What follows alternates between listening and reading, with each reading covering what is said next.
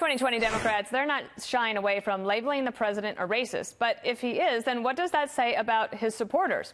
Here's Beto O'Rourke answering that question.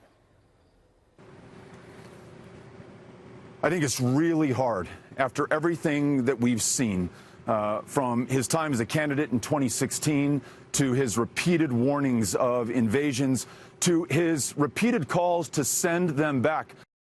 The former congressman then listed his grievances with President Trump before saying the president was dangerous to the future of America. Joining me now, Jessica Tarlov, Fox News contributor, and Ed Rollins, former senior advisor to President Reagan and co-chair of the pro-Trump Great America PAC. He's also a Fox News contributor, and good to have you here. Thank you. It's not a new phenomenon, Ed, but correct me if I'm wrong. Maybe this intensity is more for a candidate to be called something by an opponent, and for that person's supporters then to feel like, well, then you're calling me that too. Well, the deplorable remark deplorables 2 years ago basically became a real slogan, and my sense is the 63 million people who voted for Trump, and there's probably 70 plus million going to vote for him again, are not racist, and they don't think he's a racist. So you make that attack on them, it makes them gets their back up and makes them very indignant about it. Senator Booker this weekend was asked something similar, Jessica, but this is how he answered it.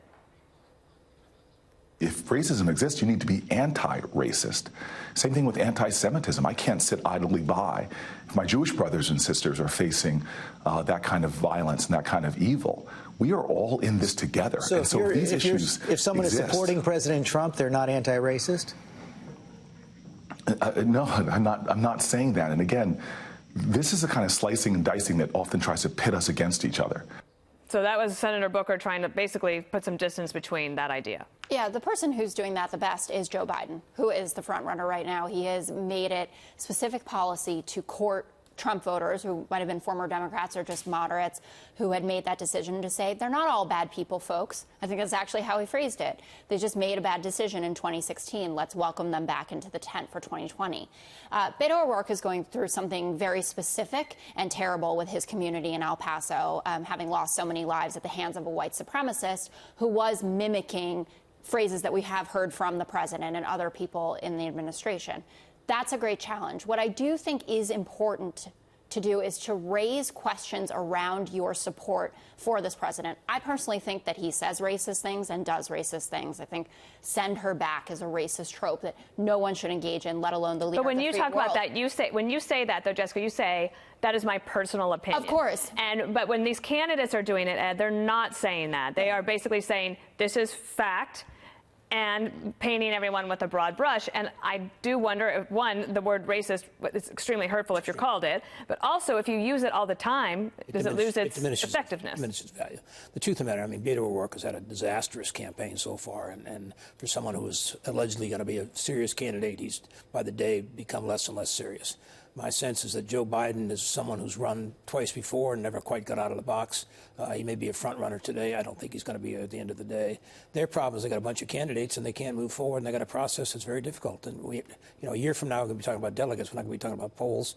And there's a lot of delegates that still out there to be gotten. Can I just add on to that quickly? There are key demographics that President Trump needs to win this, namely white suburban women. He's always been underwater with women.